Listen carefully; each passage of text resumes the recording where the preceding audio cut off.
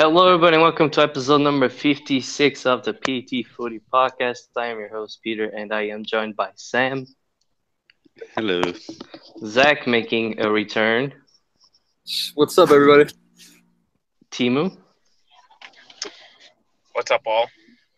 and for the second week in a row, Steph. Steph? Okay. Okay. Sam, you? I don't know, maybe. We'll circle back to Steph whenever we can, I guess. All right. So, as y'all know, the league scheduling happened on Friday, as long as with the awards. Let's get right into the awards. I'd say we'll talk about that first. So Nelson Smith won Best Young Player of the League. Reactions to that? Anybody? Completely, I think. Deserved? Yeah, deserved in my opinion. I think that he was. I mean, he won Revelation of the season. I know that. Yeah. And but I think that he was. Didn't Peasy win Player of the Season though?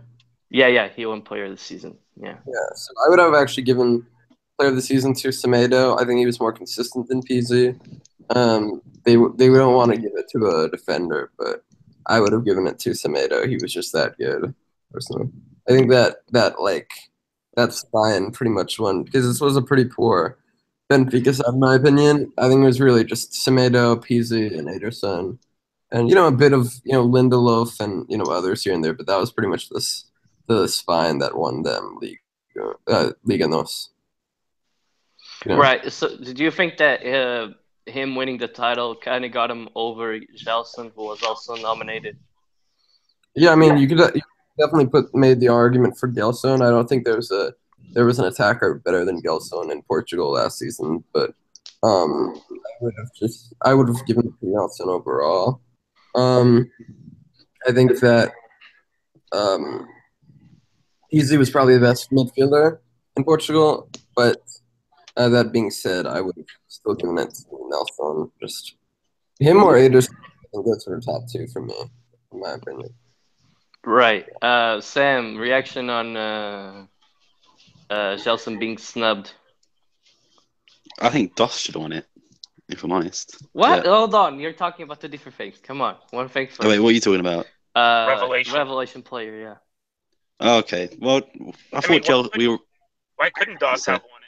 It was his first year, right? I think they, but I think they mean like young player and not actually like, older guys having a great season. I don't think that's the point of the award. I mean, it could be. That's a good shout, but I don't think that's. Who won it again? It's Polent. Nelson Smith, bro. What? Or maybe I'm thinking of the sporting one. Okay. Yeah. Semedo was a really good player, I'll have to admit. I think he deserved to win that just because he was vital to Benfica's team, and I think Benfica don't win the title if they don't have Semedo. So why they couldn't win it with Andre Almeida like they did the year before? Well, I just feel Just like saying. Semedo is just a better attacking minded, and he's a lot better defender as well. Night and day, my man. Night and day. I'm busting balls. Yeah, but that's a good shout though, Timo. I think they could still win with Almeida. Poor Andre Almeida just gets shit on all the time, man. I mean, I like Eliseu over him though, so I mean that tells you how much I like Andre Almeida.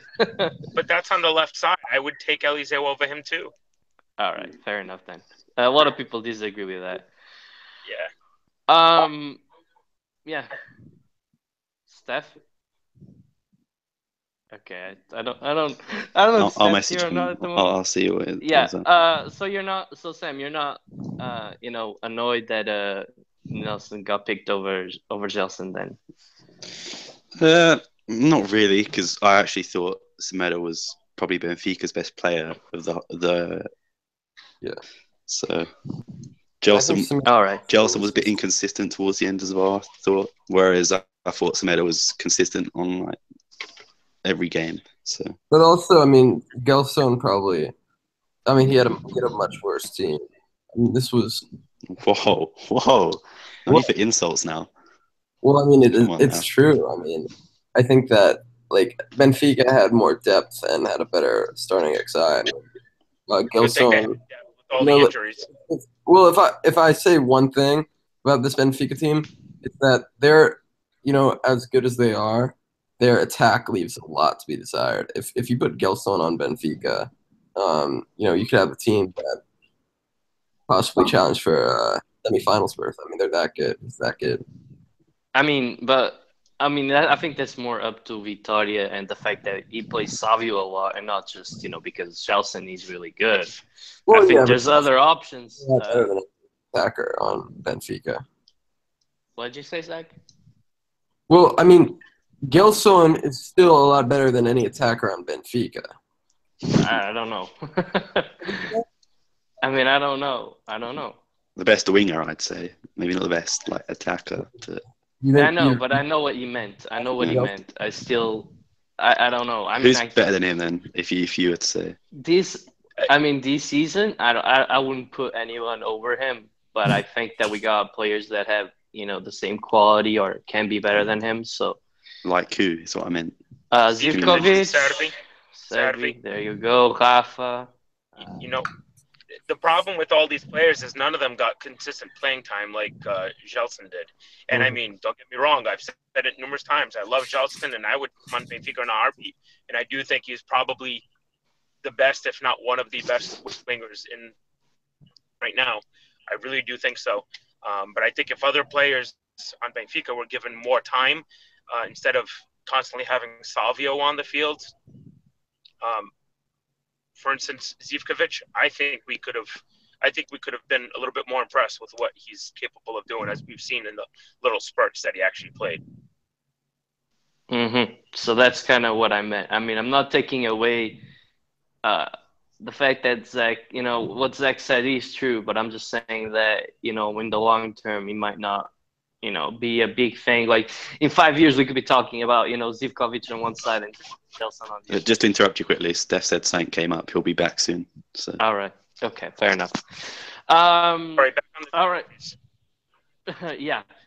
So best goalkeeper, Ederson won. I don't think there's any debate on this one. No debate whatsoever. Yeah. So Casillas got totally snubbed, by the way. I don't know how Rui Patricio, and I'm sorry, Sam, I'm not, trying to sound biased against Sporting, but I don't know how he made the list. I don't think they deserved it. Not like it's his fault, but when you can see 36 goals, compared the to thing, like 18, with that you say it was just the defense that Patricia had in front of him. I think he had a better defense.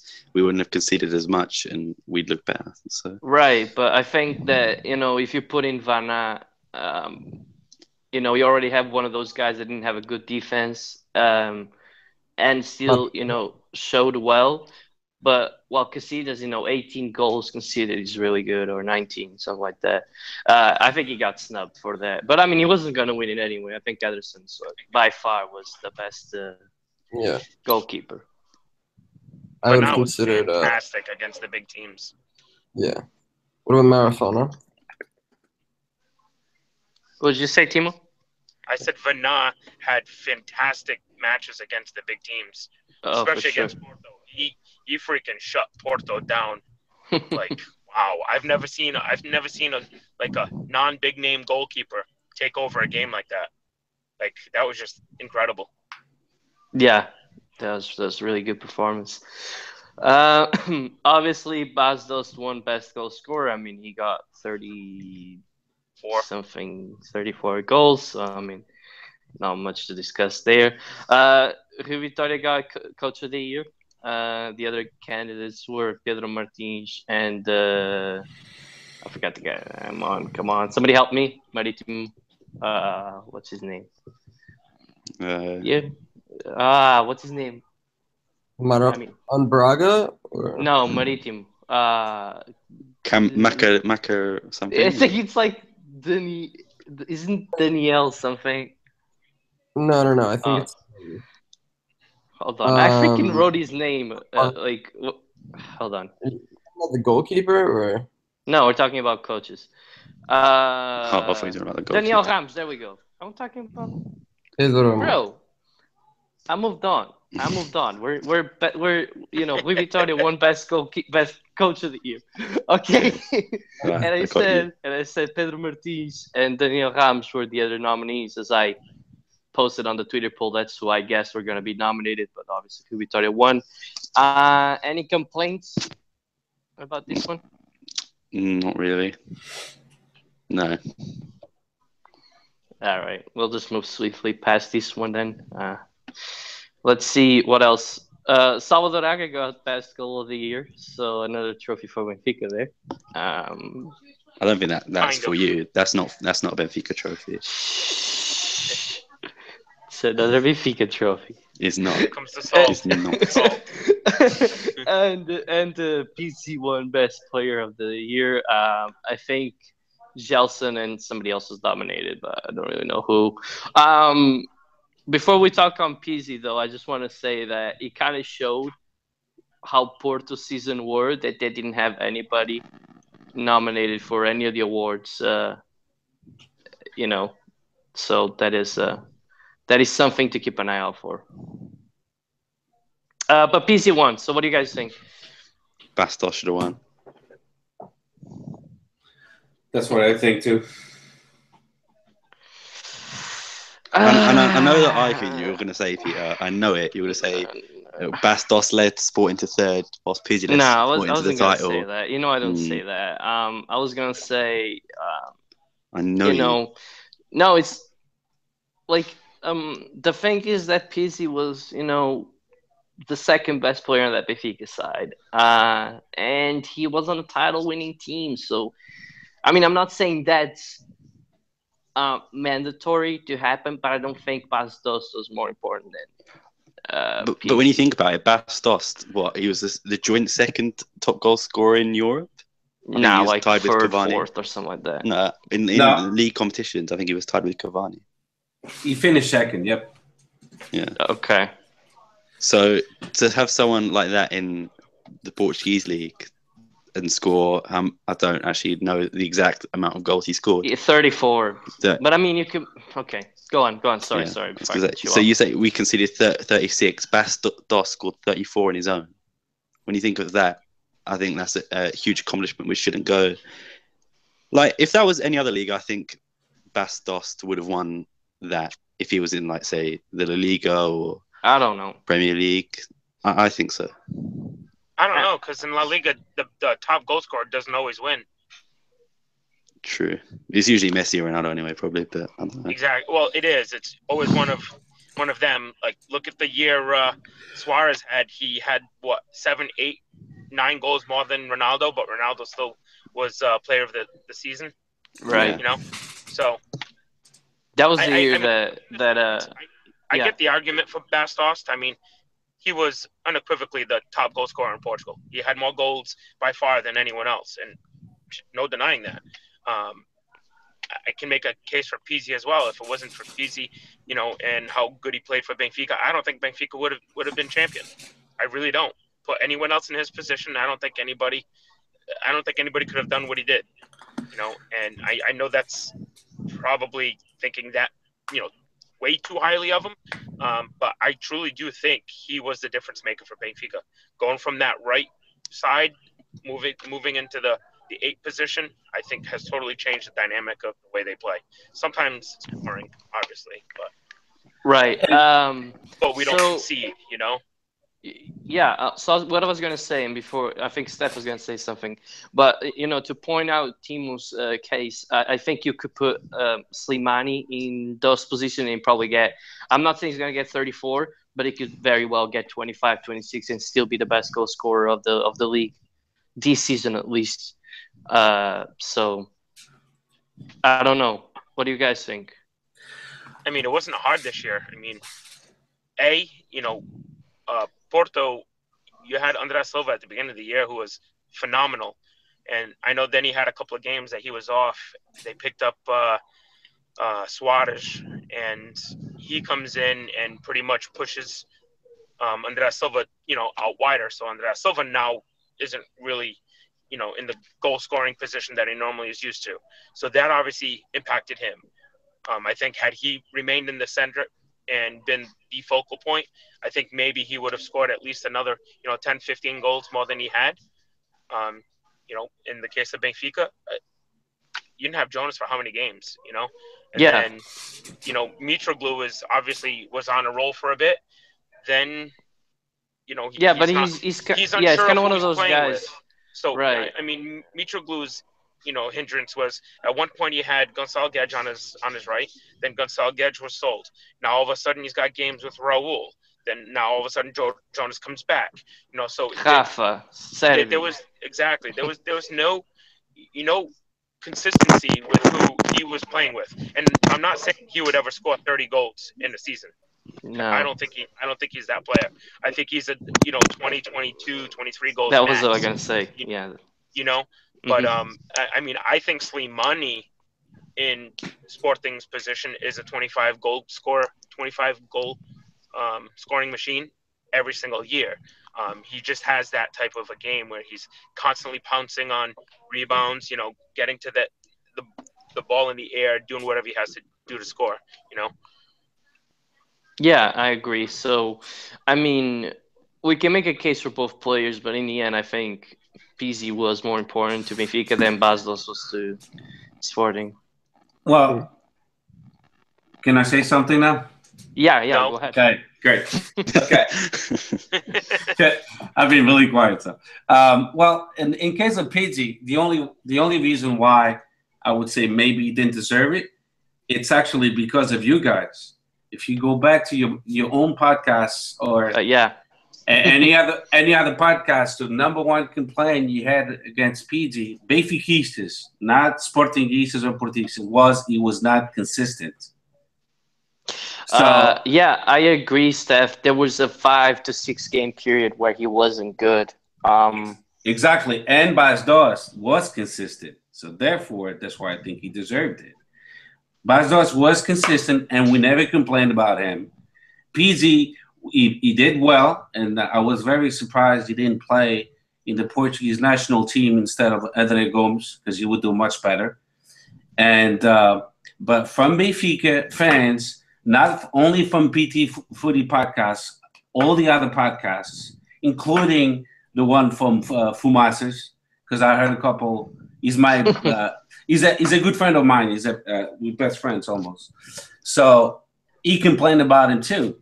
So for that's why I don't think he deserved it, because you guys, Benfiquistas, complained about him, said he was not consistent, and us Portugueses, we always said that the Bastos was consistent, and he scored a total of 42 goals, all competitions included.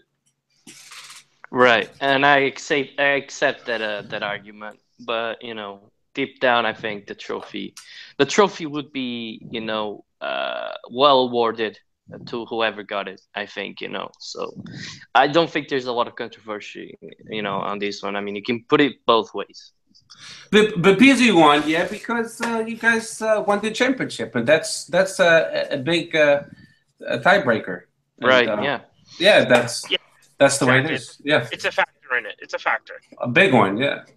Not only that, Taça de Portugal, Super Taça. I mean,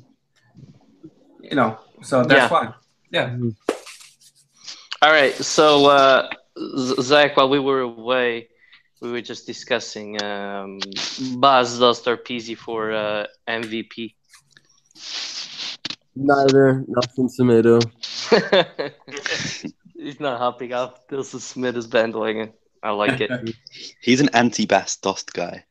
I don't know why. No, I like Bastos. You're like overrating him. You want him to be in the top 50 list and stuff. Like, no way. Come on. 36 goals. He was the third top goal scorer in Europe. Right. So was Jonas last year. I think. Yeah. And I rate Jonas. I'm just saying. Yeah, you rate him as a flopper, you jerk. No, I rated him last season. This season, not so much. But I did last season. This season, he was hurt. Hence why I didn't rate him. Yeah. Still finished with what, 15 goals? Yeah, something like that, which isn't bad. Yeah. Wow, I almost just died. Damn, that was close. All right. Well, moving on to the scheduling now. Week 1, we got Av Sporting. Let's start with that one. So, what do you guys think, Sporting fans? Is that a good one for you? Maybe not away, but I still think we'll beat them, especially if they have Quim in goal. Steph. We're knocking Kane. Kane's the man. Well, the problem with the first game of the season, there's too many changes with the Sporting team, and then Avs, it's a brand new team. I don't know. We don't know much about them. So typically, Sporting should win, but being the first game of the season with so many unknown players and not knowing the chemistry, I hope we win. Are you calling it a trap game? Like right now, are you calling it a trap game? The first game of the season is a trap game. Exactly. I'm just asking. I'm just asking. Yeah. Exactly. No, those games are always tricky. Yeah, I agree. Yeah, I think it'll be a trap game. The only thing that benefits Sporting we have 2 playoff games in the Champions League, so a team will be somewhat in better condition than Avs because we'll be playing at a very high level competition. You'll have the game rhythm already. Yes, that's what I hope. At least that's what I hope. All right, so that just reminded me of something. What do you guys think of the supposed rule that would protect the team playing in the Champions League playoffs and in the Europa League playoffs, but in the end, Benfica faces Braga in the first game of the season? So I don't know if you guys are familiar with the rules. So basically, yeah, Sporting couldn't play Braga and Marítimo, Benfica, Porto for like the first 4 games of the season. And that was supposed to protect everybody, including Braga and Marítimo. But, Braga is facing off Benfica the first game of the season. So that's a weird rule. Timo, Benfica Braga. First game of the season. It's at home. Obviously, we're going to be hopefully still on a high from, winning the Tetra. Full And the Supertaça. Yeah, that too. Full for sure. It's still going to be a tricky game, like it always is against Braga. They've always been a quality side over the last 5-6 years, if you want to say about that or whatever. But typically Benfica plays Braga really well. Yeah. So trickier away for us. It's going to be one of those games that could go either way. Same thing as the Avs game with Sporting. It's first game of the year. Anything can happen. It's always tricky. Yeah, but if Benfica pulls it off, it'll be a 1-0, 2-0, 2-1 type of win. All right. Since we don't have a Porto fan, I'll run to Zach. Zach, Porto are gonna play Estoril in the first game of the season. What do you think about that? Not much to think of, I guess. I mean, Estoril's like a mid-table side, so I don't know. There's not much to really talk about. You know what I mean? Do they have the easiest game out of the big 3 in the first game of the season? Yeah, I would say so. I mean, Estoril is they were once a good side, but now you got to say they're pretty average. So I think it'll be a walk in the park for them, but they definitely need to sign some players. All right. Do you guys agree with Zach? Yeah, I think a lot of Porto fans are really happy with the window. A lot of Porto fans are really happy with their transfer window, but I think it's been awful for them personally. I don't see how their squad's going to improve. Oh, yeah, definitely. Ruben Neves, he's supposed to be like one of the best young players in the whole world. Goes to Wolves, a championship team for like 18 million euros. They needed the money, that's why. I said it last week. I'll say it again today. He's going to be there, Bernardo Silva. Yeah, but Porto needed the money. That's why they sold him. Yeah, well, and everyone... Surely they could have sold someone else. Yeah, but everyone else knows, that Porto is struggling, financially, like the whole FIFA financial rules. So, Porto really didn't have the upper hand this time, like they've always had. So, right, but I mean, Team, the thing is, Very like, you're telling me, no, like, not even the fee, but like, you're telling me that So- Liverpool and Arsenal and other clubs were interested in Ruben Neves. He had to go to Wolves. Well, because that was the Play- best. That was the best offer. That's why. Yeah. He didn't play that much last year. We saw him, put on the field, and all of a sudden he's getting subbed out early, or he's a late sub just coming in for cleanup minutes. He really didn't play. So to expect a team like Liverpool or Arsenal or whoever to come in and splash 20 million, even though they have a lot more money than Wolves, you can't expect these larger teams to come in and getting minutes. Right, but team, like, if we're thinking about in a big team perspective, right? Ruben Neves was the guy that last year would probably cost them 30 million euros, something around that. So you're telling me if you got somebody in your ranks that you want, and you can get him for half of the price that you were supposedly gonna pay in the summer, why not do it? And now I have the answer for you, because Liverpool, MU, Arsenal, they want a finished product. They don't want somebody they have to develop. They have their own youth for that. So that's why. When they buy someone from the Portuguese league or Portuguese, Dutch league, typically those leagues, they want a finished product. They don't want to have time to develop the player, and that's why Ruben Neves went to a second division team. I don't know. It's just tough pill to swallow, even for a Benfica fan. No, I agree, and he's a player that I like. But Me too. I think the move of him going to Wolves is actually going to be better for him, where he's actually going to play, rather than him going to a team like Liverpool, and sitting bench and doing the same thing. So I think this is actually a better move for him. How old is the kid? 19? 19. Okay. So at 19, the prime of his career, he's still a youth, he's still a teenager. I think this move right here is the best possible move for him. He's going to go to a team where he's going to be able to play. Mm-hmm. My only issue, he's going to the coach didn't want to play him. Right, that's true. And if you figure out, Bali was the same thing. He didn't play Bali, and then all of a sudden he loans him out. Yeah, but when you look at the different teams we're talking about Porto, who are Champions League side, and Wolves are in the Championship. Yeah. But Sam, you're not going to tell me more that. Quality side. Not really, guys. Think about it. Herrera and Andre aren't really much better than. Name one Wolves midfielder apart from the ones we've just spoken about. I don't know, but what I'm just trying to say is. So how can you say that they're better than Herrera and No, not that. What I'm saying is that Ruben Neves has a place to start on that Porto team, hands down. He's better than Andre, and he's better than Herrera. So I agree with him when he's going to a guy that didn't play him, and he didn't play him because he didn't want to play him, because he's clearly better than all the other options they had there. I mean, he can make a guess for Andre, but even then they could rotate in between each other. Ruben Neves has a place to start on the Porto team. I don't care who you are, he's got a place to start on the team. Small correction, he's actually 20 years old. He already turned 20? That's right. Yeah. And I just want to remind everybody about one player from Sporting that went to Liverpool, Lloris. Remember him? Lloris? Yeah. And then what happened to him? Right, but I mean... Exactly. Is he on Reading, I think?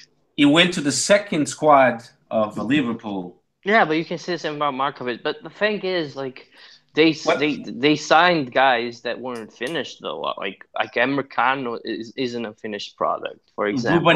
Ruben Neves is not a finished product, and he's only 20 years old, handling the pressure of a Premier League with the packed stadiums. It's way different than a game of Porto, Rio Ave, what you see 3,000 people only. It's a different ball game, a lot more pressure. Right. I mean, I just hope that this move doesn't really kill his career. That's what I'm just scared of. Because Sam knows, especially living in England, that that Premier League sides don't really look at championship players and think, oh, these guys, going to sign unless to Liverpool. unless they're the relegated one. So I don't see the difference between him going to Wolves and going to, I don't know, Brighton, Huddersfield, or who's the other team? You know Newcastle. what's going to happen? Ruben Neves is going to come back next year to Sporting. No, people are already talking about Benfica, bro. People were talking about Benfica. I'm not gonna lie. People were talking Jorge Mendes and all that he was gonna join Benfica. That would be you Jorge Mendes, essa merda. all right. So we didn't even give Zach time to talk about the move. Zach? Yeah. What? Thoughts on the Ruben Neves move? Still talking about that? Oh my god! Look, it's a shameful day for Portuguese football. I'll just say that. All right, short and sweet, I suppose. I don't know how we got from talking about Portugal to Ruben Neves, but there we go. You're welcome. That's the only thing decent about Porto is that. Fair. That's fair enough. All right. So now I'm just going to mention more significant games that also could be here all week. Week 2, Benfica travels to Chaves. Timo, how about that one? Yeah, I want to listen to you. How about that one, Peter? Go ahead, Peter. You first. Okay, I guess I go first. Terrible draw. Start off at home against Braga and then play away against Chaves, which was one of the best teams in the league last year. But 2 tough games, and it's 2 games that we just get away from us right at the start of the season. So I'm not really going to complain about that. I think both teams are still going to be trying to figure out who they are and how they'll play, and still looking for their best match fitness. And I think Benfica, grabs the win. But it could be it's going to be a very difficult game. All right, now you go, Timo. All right. Well, I agree. I think Chaves being one of the more difficult teams last year for a lot of the bigger teams in the league, if you will. They obviously gave Porto a tough time last year, and I think they're going to only improve this year. I obviously go into every single game thinking Benfica is going to win. I just think this is going to be a difficult match. It's one of those that, if we concede first, we could easily lose the game. But I think getting these 2 games out of the way early in the season, not this early as in game 1 and 2, but within the first, say, 5, 6, or 7 games is probably a good thing. But I think getting them out of the way at the beginning, if we can win both of these matches, I think at that point, Benfica starts to pick up rhythm. 2 tough games, if you can win them both, your confidence, your game rhythm, you're on a high. So that could carry you well into the season. Right. You guys want to add anything to this? Well, the only thing I got to say is, it don't matter if it's Benfica, Sporting, or Porto. The first games of the season they're actually the most dangerous ones, because it's when these so-called smaller teams they actually play an open game, and that's when they can surprise either Sporting, Benfica, or Porto, and that's what I'm afraid of. Because if I'm not mistaken, Benfica lost the first game last season. No, they won. Was it 2-0 against Tondela? Was it the second game then? I think it was at the beginning of the season. But that's when you. I'm pretty sure we won most of the game. I'll check for you. But we were in first place from game 4 on, so we lost points within the first 4 games. I don't remember which ones they were. Yeah. Might have been the draw against Setúbal, 1-1 at the Luz. Yep, that's one of them. That's like week 2, I think, or week 3. Yeah, I know you guys lost points at the beginning. Right. And that's what I'm afraid of with these small teams, because once the league starts shaping up, what happens? The smaller teams, they play in defense. Yeah. So we'll see. I foresee actually Braga winning the Luz. Right. We'll see about that. It's not going to be easy. It's no, not going to be easy. It's not. All right. The other games of that jornada are Tondela, Porto, and Sporting Setúbal. But it could be a tough game for Sporting, but and Porto. But we'll leave that one go because yeah. All right, week 3 we got Benfica, Belenenses, Porto Moreirense, and Vitória de Guimarães Sporting. So Steph, I think you're not too pleased about this one. Week 3, take on Guimarães. Like I said, we have a totally different team. It's hard to actually call it because, I mean, now we have Bas Dost. It could be either Dubia or it could be Alan Ruiz. Then if Gelson Martins stays, that would be great. I hope he does stay. So, and then Adrian Silva looks like he's going to be sold. William Carvalho looks like he's going to be sold.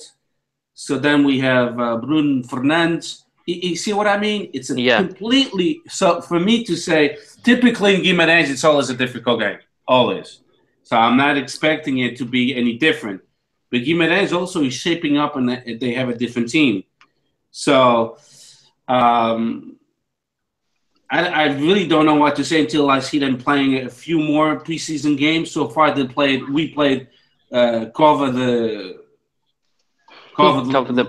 Piedade. The Piedade, which really doesn't count. And Belenenses, and half of the team was not even there yet, and we tied 1-1. So in Guimarães, it's going to be a difficult game, and we have to win if we want to be champions. Did you guys Steph? We got 1-star max leagues, personally. I can see Adrian or Gilson or William leaving, but only one. I don't think they'll stop. So I think William and Adrian leave this summer. Both. Yeah, that would be good for Sporting because we signed replacements for them. Yes. So I don't understand why we would keep. Yep. Get rid of them. Especially, what was it? 9 million on Bruno Fernandes just to sit on the bench doesn't really make sense. Yeah. who did Sporting sign? Yeah.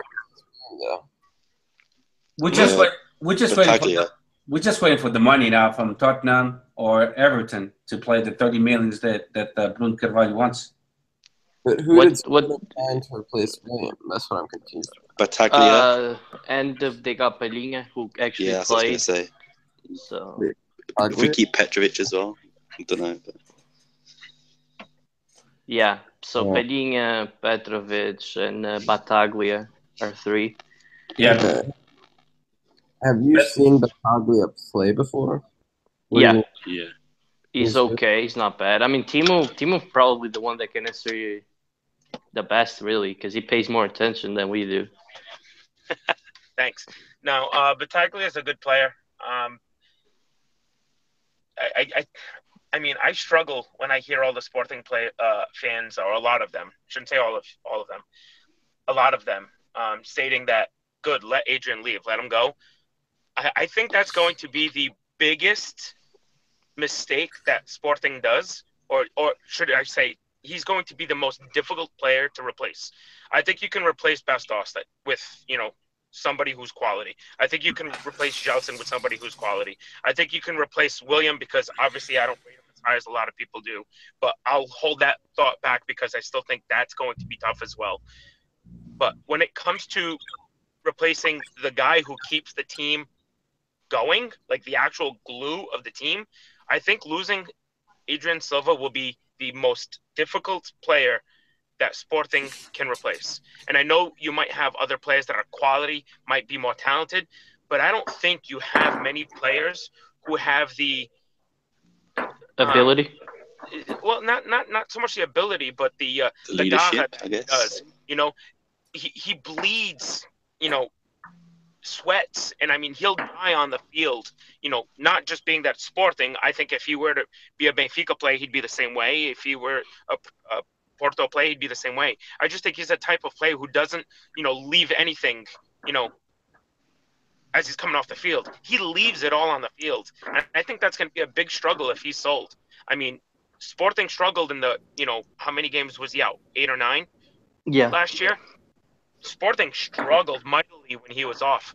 That right there is why Sporting wasn't closer in the title race was those games that he was out. Hey, Right. Sam. And I mean, Hey, Sam, you got this or I got this? You can take it. Okay, feel I'll free. take. No. Actually, Timo, it's a really good observation of yours, and most of Sporting fans feel the same way. We know he's a great player. Yes, he was a crazy glue at the of Sporting, especially in that stretch of 8 games when he was hurt. But then he was hurt again in the second half, and we didn't feel that gap anymore, just because most of the players were in rhythm, and then JJ he kind of messed up in the tactic. So he readjusted that in the second half, and then we saw that we could actually play without him. But with that said, so I don't want to take too long with that. And again, Silva, the only reason why Sportingista is there okay for him to go, it's because he has expressed himself several times he wants to go. He's 20. He's 28. So if he gets typically a contract is good for what, 4 years typically. So he'll be 32. So this is like his last chance to go to a different league, experience a different league, make a lot more money. At Sporting is making 1.5. If he goes to Tottenham, for sure he's going to make 5 million. And he wants to try different leagues. So it's not that we don't want it. We want him to go. He wants to go. So when you force a player, they're not going to play as well. And I'll give you an example. O Gaetan do Benfica. He left to the Spanish league because it was his time to go.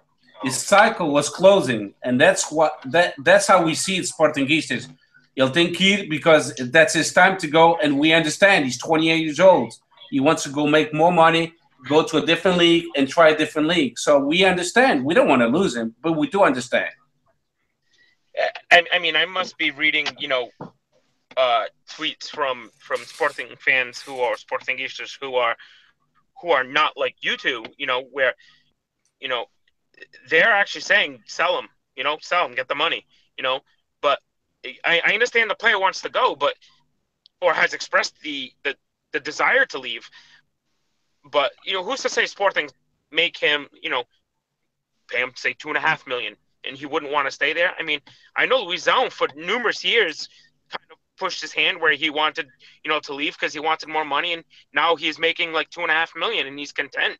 I mean, maybe that's all it would take for Adrian Silva. Hell, I want him to leave because when he's not on the field, I think the other teams in Portugal have a better chance. That's my opinion.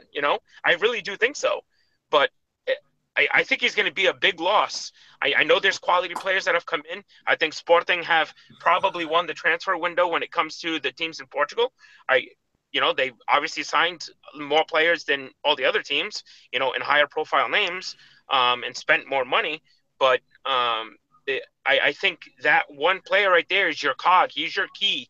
He's that guy who keeps that team functioning. Kind of like at Benfica, when you don't have Feja, in the six, the team doesn't look the same, And I think Adrian Silva is that important to the team. But if it was up to Bruno Carvalho, would keep him. That's why we kept him for next year. We want to keep him, but he's pressuring Sporting to sell him because he keeps on saying he wants to try a different league. Even if Sporting gave him 2.5, like you're saying, you would still say yes, he wants to go because Tottenham will pay him 5 million. And I don't think it's about the money at this point. I think he wants to try a different league before he gets too old. Look at Cristiano Ronaldo. He has to stay in Madrid. Where is he going? Manchester United? It's too late for that because he knows how to play at Real Madrid. He has a system that works for him, so he's going to stay there. And it's the same thing. It's the same thing with the NCL. He wants to go. He wants to go. Let him go. We can force him to stay. I know what you're saying. I totally agree with you. I wish he could stay for the rest of his career, but he doesn't want to. Então, vai com Deus, boa viagem. All right. I think that's enough of that. And we'll move on. We still have, a few games to go, and we're running short on time already because this time flies. Anyway, so week 4, we got Sporting Estoril, Braga, Porto, and Rio Ave, Benfica. So, just quick thoughts about these two games. I mean, they're big. This could be a game. This could be a week where if Sporting wins all previous 3 games, they could go top of the league. For sure. Like Timo said, it depends on the momentum. If Benfica, Sporting, or Porto win the first games, then they'll have a huge advantage. Mm-hmm. Right, but Braga is always difficult to play, especially early in the season. Away Porto, I think they're going to struggle. Rio is always difficult. But again, I think Benfica and Porto are lucky on this because they have away games really early on. All right, week 5, Benfica take on Portimonense. Porto plays Chaves, so a very difficult game for Porto back to back. And Sporting play Feirense away, so not really too much to it. All right, we'll pass it on into when do we have a big game? Hey, all can I right, jump there we in for a go. sec? Yeah, go ahead. I'm reading on Twitter right now. I'm home. I'm already in the driveway. Don't worry. I'm not, reading and driving. Good. Jan Hagen, the Norwegian, just tweeted out that Porto and Stoke have found a 15 million agreement over the sale of Bruno Martins Indy. Right, I saw that too. And that's based on Sky Sports. Yeah. He's obviously surplus anyway, but with the way they're being forced to sell, there's another player at one point who they rated at 40 million. Yeah, good point. And I still like him, but anyway, that's the topic for another day. So we got Sporting Porto week 8. Any early predictions, you Sporting fans? With the way Porto's window is going versus us, I think we look the better team at the moment. Fair enough. Nothing else? Although I think the team we have relies on a big bit of luck, as in we hope Coentrao doesn't get injured, Mateo doesn't get injured. I know injuries are a big thing, but with those two, it's more not if it's going to happen, but when. When, yeah. Yeah, and the only thing I really like about Porto, it's the new coach. Sérgio Conceição, he plays a maneira do Porto. So that scares me a little bit because he'll have a really good team playing for him. Is that Parada or? I don't know. I'm still not sold on Conceição as well. Week 11, we got Sporting Braga and Guimarães Benfica. So, two difficult games. Yeah. That's exciting. Yeah. Very good. Right there. Yeah. Let's see. Then we got Porto Benfica week 13. Lucky number 13.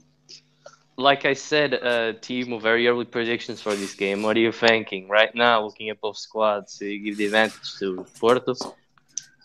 I mean, with the way that the teams are right now, maybe a slight edge in rosters to Benfica, but going away, Benfica rarely win at the Ladrão. So I'm the usual scoreline. It's going to be 1-1. It's usually what it is when it is out there. So just keeping it real. That's usually how it is. It's 1-1 when we go out there. All right. One of the most interesting things that this calendar brought us is that we got week 16 Benfica Sporting. So that means week 33 we got ourselves the Sporting Benfica.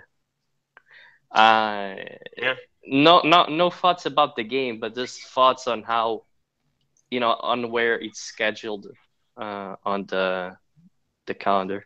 I think it's fantastic. Yeah. I like that because if it's a title race, that's what you want. You want the most important games to be at the end. Right, and I think it might decide the title as well. I mean, know that type of, that could be a thing. Like if, let's say, like Benfica is 3 points ahead of Sporting and they win at Alvalade, that means that they're champions. If Sporting win at home, that means that they go with the same points as Benfica to the last match day. So it's gonna be really interesting and fun. And oh god, my heart. It just think about that. Game is that week 16 is Christmas week. If it had been a week earlier, it would have been perfect. That's when I would be in Lisboa. But I don't think I can pull week 16 December 20th. I don't think I can pull that. You'll see, maybe. Here's You know what? fingers crossed. Who am I kidding? I'll probably be at that game. All right, and week 17, aka week 34 as well. We close out the year with Benfica, Moreirense, Vitória, Guimarães, Porto, and the Maritime Sporting. So, I mean, I give the edge to Benfica, but Jesus Christ, Porto and Sporting, very tough games away to end the year. That's how it was this year, too, with Porto. Yeah. Didn't they had Moreirense the last game, didn't they? Or Maritime, one or the other. Yeah, no, they had Moreirense. And Sporting yeah. had somebody else, Chaves, at home.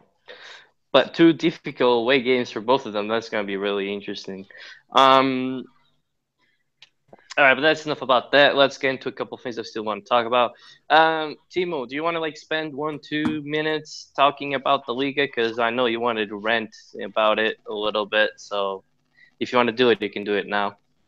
Yeah, I'll make it quick. I think the Portuguese league has become pretty much a laughing stock of all the, let's call it the top 10 leagues.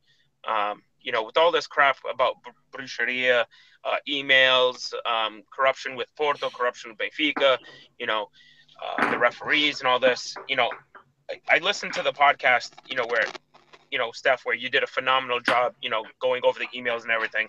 I did listen to that, and I thought it was a great pod. You kept it impartial, if you will, and that was good. You just gave the facts. But I think, with all this crap, that's come about, I think a lot of the other leagues, or even the supporters of other leagues, they're laughing at us.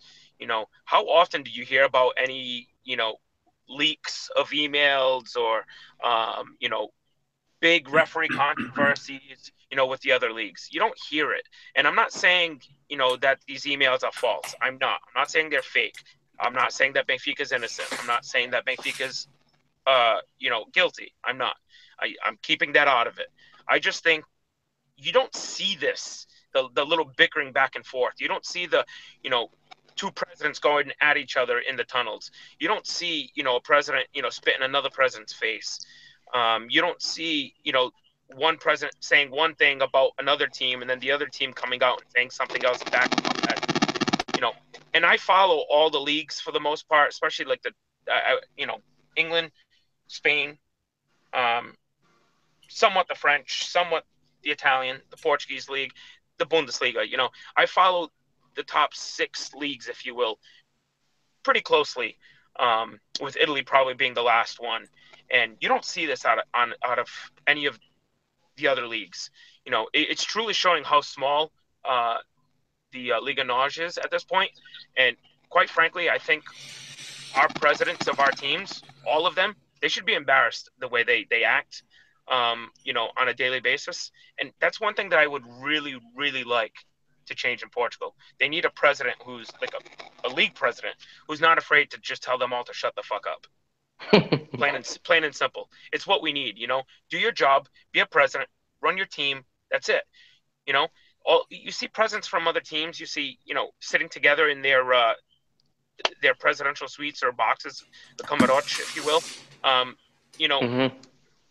Rarely do you. Well, I know you'll see, Luis Felipe Vieira sitting with other presidents. Not Bruno Carvalho and definitely not Pinto Costa. Pinto Costa sits in the camarote, but he sits, in the back. Luis Felipe Vieira's in the front in his typical seat. We got to get over this already, man. We're not teenagers. We're not children. I mean, these are grown ass men acting like little bitches. We need to change this. And I don't know who needs to, start it. I don't know where the initiative needs to come from. Maybe it's the fans revolting. Maybe it's the fans saying, hey, we've had it. Let's just go about our business and play the fucking game. Right. That's as far as it can go. I mean, it's getting to the point that it's sad. Like I can't even look.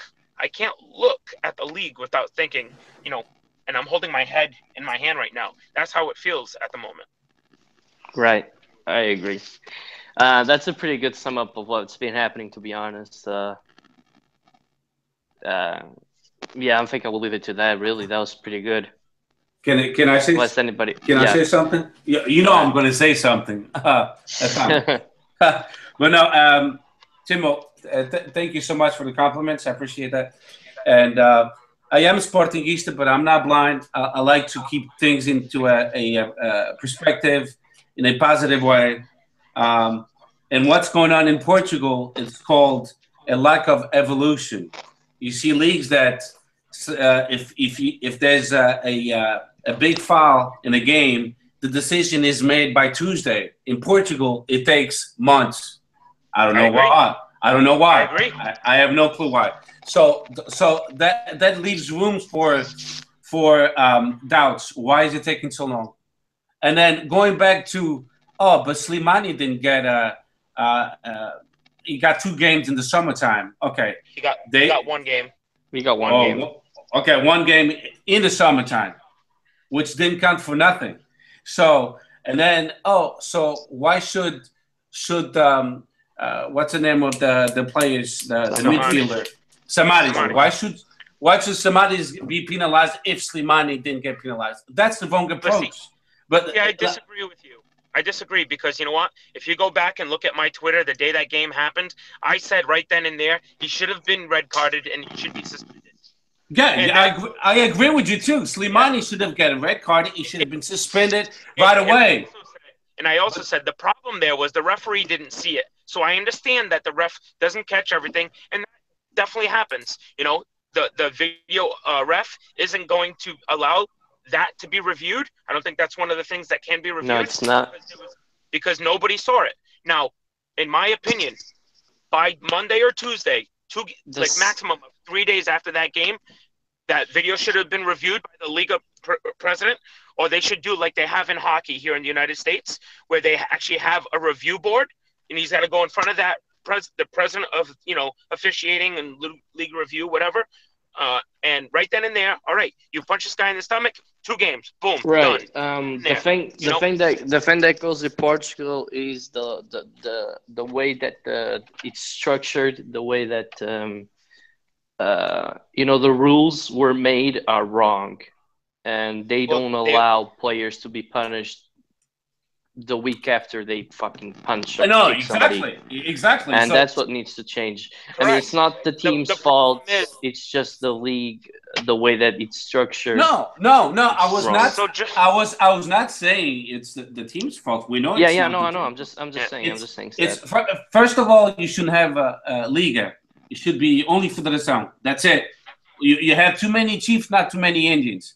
So my point was that when Slimani did what he did, he should have been penalized that same week. It don't matter if it was 2 games, 3 games, or 4 games. He should have been penalized. Just like Samaris.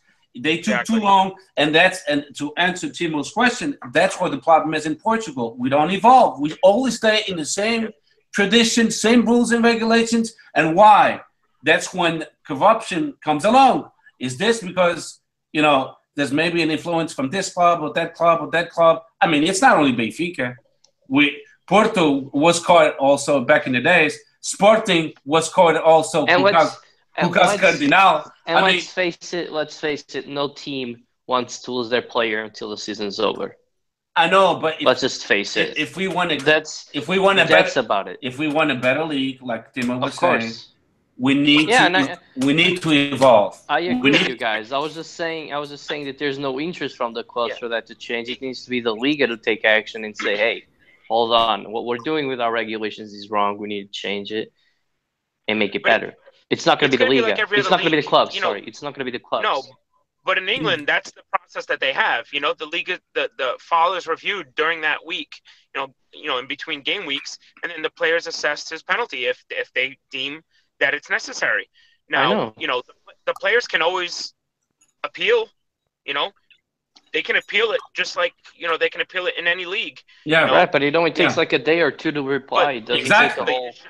It should only take that player. If let's just take this. Well, I can't pick on Samaris because he obviously let's leave that out. I'll go with Slimani. So Slimani was given 1 game. Okay.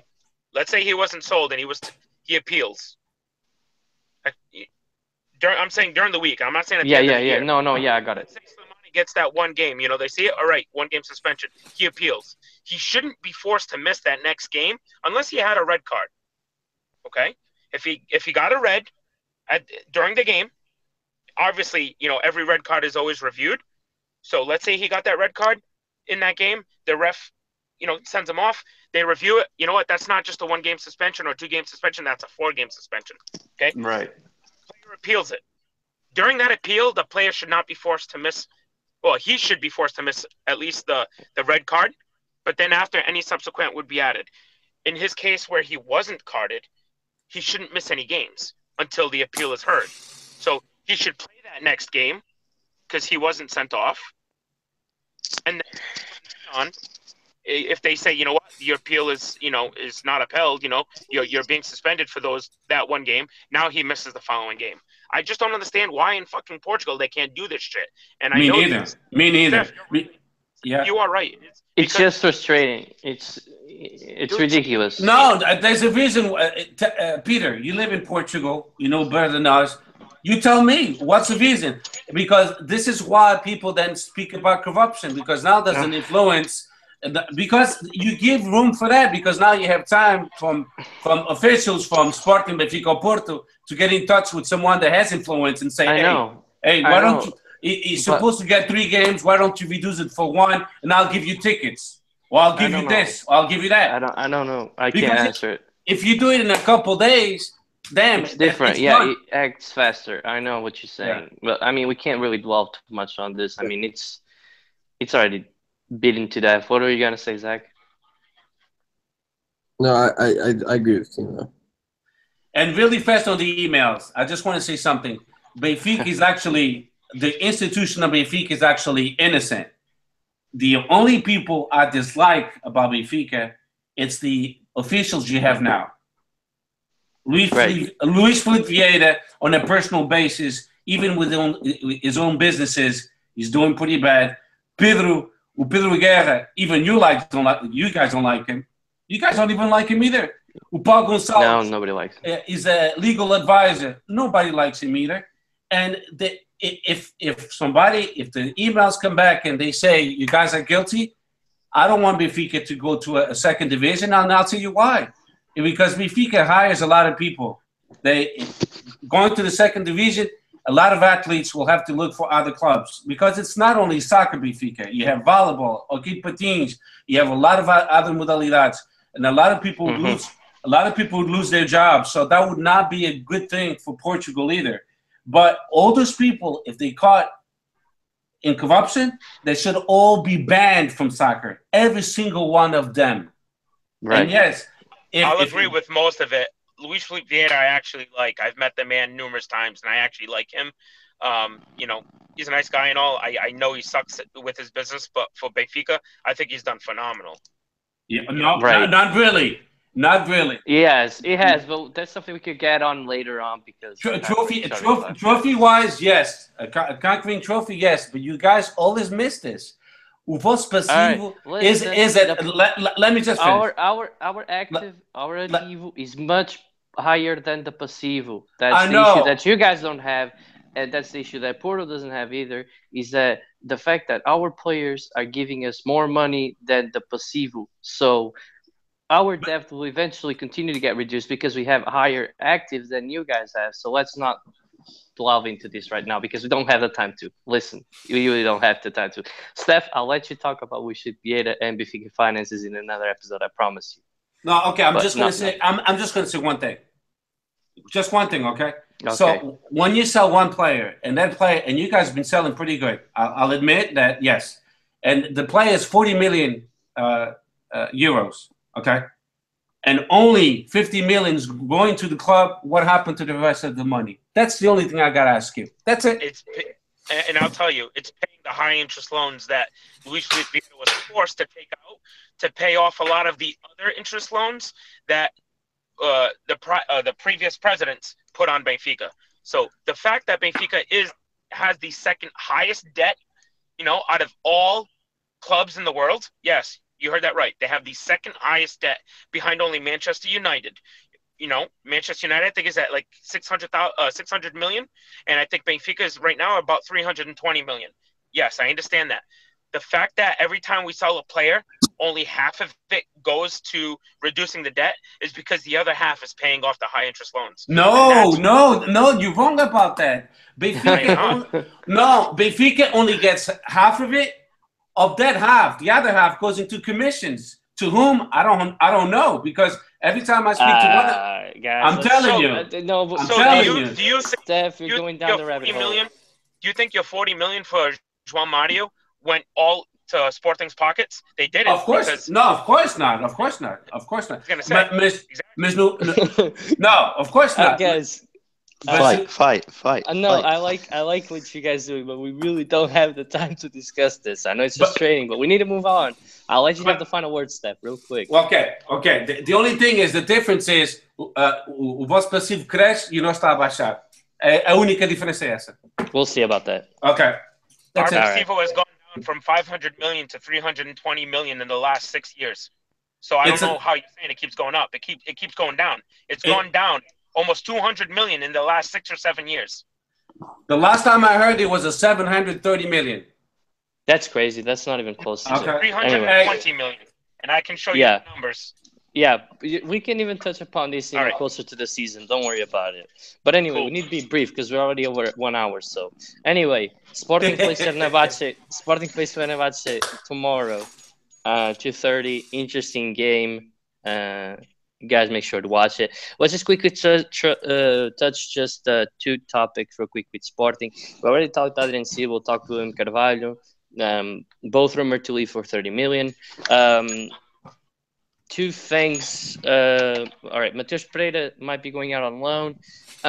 Jonathan Silva is wanted by JJ to stay. Zach, I wanted to get your thoughts on Matthew because that's the only thing that I wanted to actually really touch upon here. You wanted me on this podcast? Yeah, I totally get it. I think that it's an underrated signing. I mean, look, with Lindelof gone, I would probably say that he's one of the best defenders in Portugal. I don't see many who are much better than him. He was always underrated at Barca. Good. Great for set pieces. Will make a great partner to watch. And I think Sporting definitely needed a young central defender though. It's a good signing.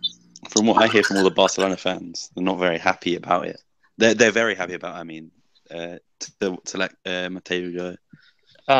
But listen, and I'm not going to touch too much on this, but Matthew isn't like the way that Lika isn't Porto level. It's the same thing that Matthew isn't Barcelona level, right? There's just guys that don't fit a certain team. Like to say that a player is bad just because he didn't succeed at one of the best clubs in the world is just stupid, you know? So I'm going to give the benefit of the doubt to Sporting on that one, Sam. And I don't think you have to listen to them too much. I do that to make fun of you guys a little bit, but deep down we all know that. I know, but I just see it as well. Literally from the tweet, it's just like, oh, praise the Lord, thank God, and like, thank you, Sporting. But you know, he's good for. He might be good for Sporting, you know, and not good for Barcelona. That's all I'm saying is the last player I believe we got from Barcelona was turned out to be pretty bad when he wasn't injured, which was a lot of the time. So let's just hope he's better than him. All right, Steph, I was gonna let you run through the jersey numbers real quick if you want to do that.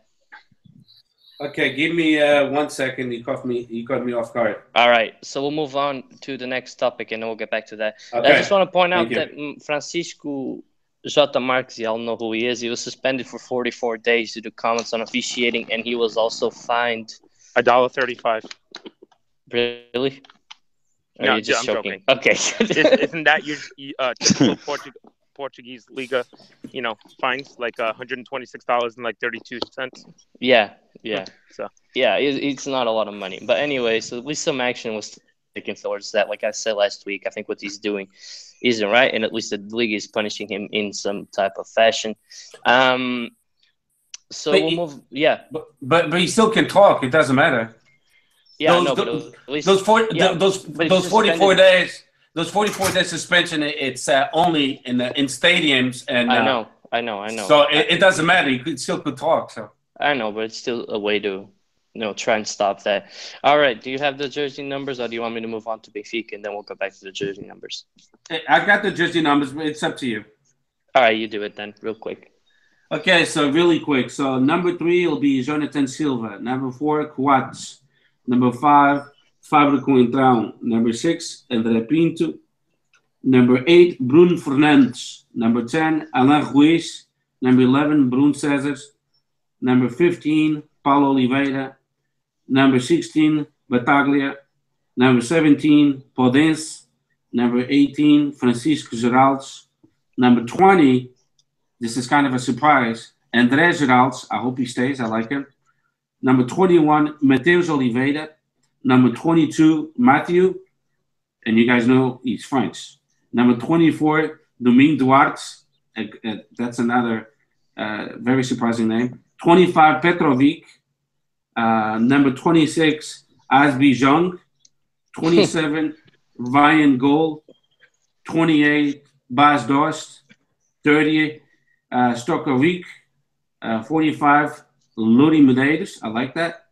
55, Tobias Figueiredo. He came back from Nacional. 57, Gelson Dalla from the B team. 66, João Palhinha. 73, almost done. Mateus Pereira. It's a long list. 82, I'm telling you, I'm out of breath. 82, Pedro Silva. 88, Dumbia. 90, Leonardo Ruiz. 92, Piscini. And last but not least, 97, our young player, Giovanni Cabral. All right, that's a big whistle. See Yeah, I know. what happens there. Anyway, moving on to the last topic of today's episode, and I haven't forgot about Video Rap, but we'll talk about that next week. I keep delaying that. Anyway, Timo, we signed Bruno Varela back for 100,000. Good deal.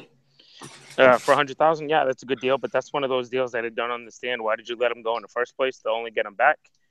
But being the fact that we sold Ederson, and I think Paul Lopes was given an ambassador type role.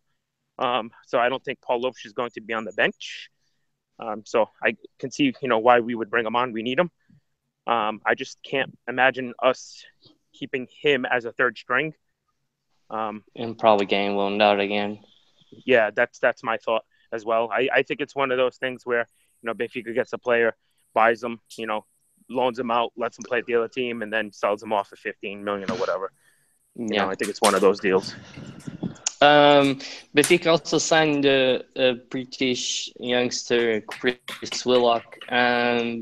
Just thoughts on signing another winger. Is that interesting, Timo? What are you thinking about that one? I think that's a good question. Chris Wilcock, I have quite a few friends who are Arsenal fans, and my buddy Mike on Twitter, he really likes the kid, and he thinks it's only going to be good for his career, as well as Benfica. He thinks he has enough talent. I don't know that he's going to, be on the A team necessarily, but it's obviously going to be a good opportunity for the kid to be at one of the best academies in the world, if you will, and he'll probably get a lot of game time on the B squad. So I think it's more depth, in a position that we really don't need, But a lot of players are, a few players are getting old. Another, there's uncertain. Exactly. Yeah. And there's still probably the I've been hearing grumblings of Salvio possibly being sold as well. Yeah.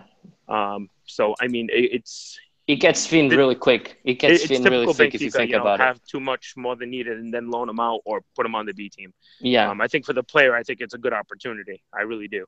Yeah, and once we start peeling the layers, if peeling the layers, if Carrillo leaves, that's -1 player. If Salvio leaves, that's -2. We don't know, like some team could just show up out of nowhere and put a crazy bid for somebody like Zivkovic and Servi, and one of those might go, and all of a sudden you're looking at like three wingers and like, what are we gonna do? So that's I find that it's good to have somebody, especially somebody that I don't think will complain playing for the B team, which is also very important. So it's good to have this depth. Last but not least, Arango. We got this striker out of our deal that we have with Millonarios. Do you think that this guy has a chance of making the squad, or? I don't know anything about the player. Right, but just 22-year-old Colombian striker. Just you think that he might have a chance though? Like if he plays well, do you think that we keep him, or is that one of those cases where it doesn't matter what happens, he'll get loaned out no matter what? I think it's going to depend on Hi, baby girl. Yes, I was calling my daughter that, not you guys. That happened last time too.